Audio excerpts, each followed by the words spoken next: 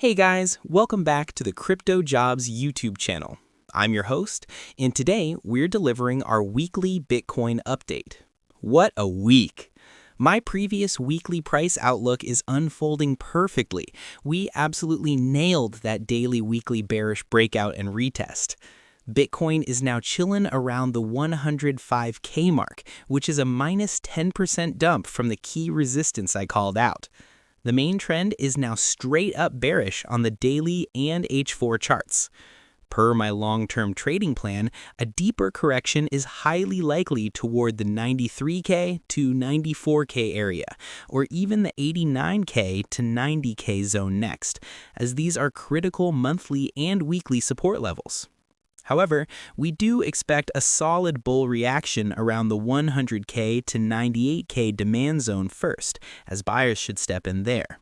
My personal long-term take is that a successful test and hold of the 90K to 94K area could spark a fresh leg up and a new all-time high breakout. For the bulls, the key resistance that must be broken is 115,800. Under this level,